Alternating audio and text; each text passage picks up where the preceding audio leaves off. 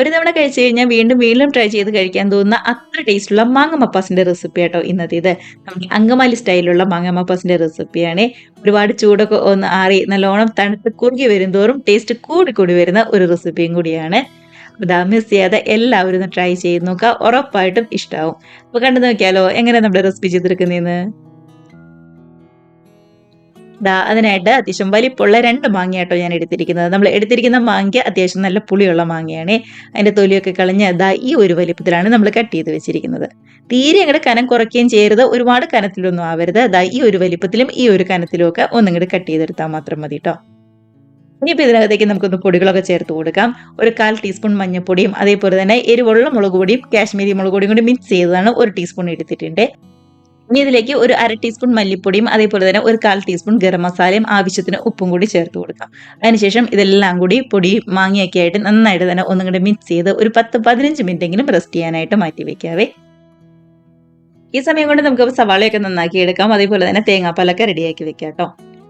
അങ്ങനെ പൊടികളും നമ്മുടെ മാങ്ങയൊക്കെ ആയിട്ട് നന്നായിട്ട് തന്നെ ഒന്നും കൂടി യോജിച്ച് വന്നിട്ടുണ്ട്. ഒരു 10 മിനിറ്റ് റെസ്റ്റ് ചെയ്യാനായിട്ട് ഇവിടെ നമുക്ക് മൂടി വെക്കാം. ഇനിയിപ്പോൾ നമുക്ക് റെഡിയാക്കി എടുക്കാം. അതിനായിട്ട് അത്യാവശ്യം വലിപ്പമുള്ള ഒരു പാനായിട്ട് എടുത്തിരിക്കുന്നത്. നന്നായിട്ട് ചൂടായി കഴിയുമ്പോൾ ഒരു 3 ടേബിൾ സ്പൂൺ വെളിച്ചെണ്ണയാണ് എടുക്കുന്നത്.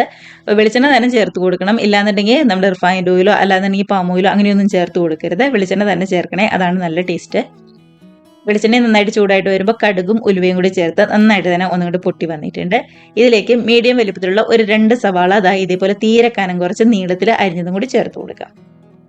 നമ്മുടെ സവാളയും നന്നായിട്ട് തന്നെ ഒന്നും കൂടി ചൂടായി വരുമ്പോൾ ഇതിനകത്തേക്ക് 2 വറ്റൽമുളകും അതേപോലെ തന്നെ ഇഞ്ചി വെളുത്തുള്ളി പേസ്റ്റും എരിവിന് വേണ്ടി ഒരു 2 പച്ചമുളകും കൂടി ചേർത്ത് കൊടുക്കുന്നുണ്ട്. പച്ചമുളക് ചേർക്കുമ്പോൾ എരിവൊക്കെ ഒന്ന് നോക്കുക. നല്ല എരിവുള്ളതാണെന്നുണ്ടെങ്കിൽ 1-2 ചേർത്താൽ മതി. എരിവ് കുറവുള്ളതാണെന്നുണ്ടെങ്കിൽ ഒരു 3-4 വരെയൊക്കെ നമുക്ക് എടുക്കാവേ.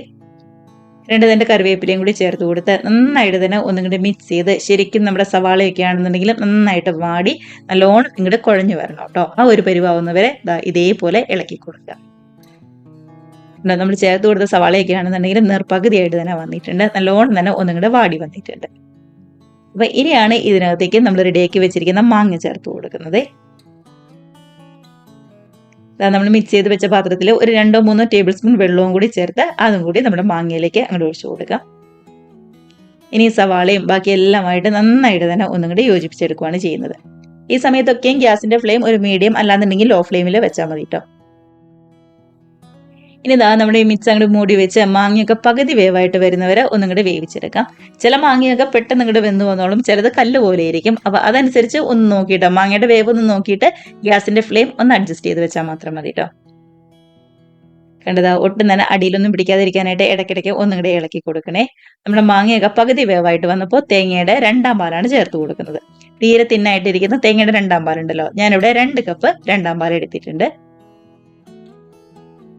അതും കൂടി ചേർത്ത് കൊടുത്ത് നന്നായിട്ട് ഒന്നും കൂടി മിക്സ് ആക്കി ഇനിയിപ്പോൾ ശരിക്കും നമ്മുടെ ഈ തേങ്ങാപ്പാലിൽ കിടന്നുകൊണ്ട് മാങ്ങയൊക്കെ ആണെന്നുണ്ടെങ്കിൽ നന്നായിട്ട് തന്നെ ഒന്നും കൂടി തിളച്ച് വെന്ത് വരണം. നല്ലോണം തന്നെ തിളച്ച് തേങ്ങാപ്പാലൊക്കെ ആണെന്നുണ്ടെങ്കിലും ഒന്നും കൂടി ഒന്ന് കുറുകി ശരിക്കും സെറ്റായിട്ട് വന്നിട്ടുണ്ട്. മാങ്ങയൊക്കെ ഈ സമയത്ത് നന്നായിട്ട് തന്നെ വെന്തും വന്നിട്ടുണ്ട്. ഇനിയിപ്പോൾ ഈ സമയത്ത് തേങ്ങയുടെ 1-ാം പാല്, നല്ല കട്ടിയുള്ള 1-ാം പാല് ഒരു 1/4 കപ്പും കൂടി ചേർത്ത് നന്നായിട്ട് ഒന്നും കൂടി മിക്സ് ആക്കി ശരിക്കും ചൂടായിട്ട് വന്നാൽ നമുക്ക് ഗ്യാസ് അങ്ങ് ഓഫ് ചെയ്യാവുന്നതേ ഉള്ളൂ. ഈ ഒരു പരുവത്തിൽ വേണം നമ്മുടെ മാങ്ങ മപ്പാസ് ഇരിക്കാനായിട്ട്. ഇനി തണുത്ത് കഴിയുമ്പോൾ ഈ തേങ്ങാപ്പാലൊക്കെ ഒന്നും കൂടി ഒന്ന് കുറുകി നമ്മുടെ മാങ്ങയൊക്കെ ആയിട്ട് നല്ലോണം തന്നെ ഒന്നും കൂടി പിടിച്ച് ശരിക്കും സെറ്റായിട്ട് വന്നോളും.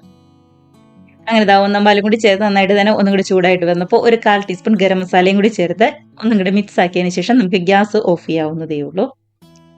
അപ്പോൾ ഈ സമയത്ത് ഉപ്പൊക്കെ ഒന്ന് നോക്കുക, കുറവാണെന്നുണ്ടെങ്കിൽ കുറച്ചും കൂടി ചേർത്ത് കൊടുക്കുക കേട്ടോ. ഈ ചൂടോട് കൂടി കഴിക്കുന്നതിനേക്കാളും നല്ല ടേസ്റ്റ് ഉണ്ടാകുന്നത് നല്ലോണം തണുത്ത ആ മാങ്ങയും അതേപോലെ തന്നെ തേങ്ങാപ്പാലും ഒക്കെ ആയിട്ട് നന്നായിട്ടൊന്ന് യോജിച്ച് ശരിക്കും ഒന്നുകൂടെ സെറ്റായി വന്നതിന് ശേഷം കഴിക്കുന്നതായിരിക്കും. അപ്പോൾ മാങ്ങയൊക്കെ കയ്യിൽ കിട്ടുമ്പോൾ ഇനി ഉറപ്പായിട്ടും ഒന്ന് ഇതുപോലെ ട്രൈ ചെയ്ത് നോക്കുക. കമൻസ് ഒക്കെ ആണെന്നുണ്ടെങ്കിലും മറക്കാതെ അറിയിക്കണേ. നമുക്കപ്പോൾ ഇതേപോലുള്ള പുതിയ പുതിയ നല്ല അടിപൊളി വീഡിയോസും റെസിപ്പീസും ഒക്കെ ആയിട്ട് വീണ്ടും കാണാം. അതുവരെ എല്ലാവരും നല്ല അടിപൊളിയായിട്ട് ഹാപ്പി ആയിട്ടിരിക്കുക. ബൈ.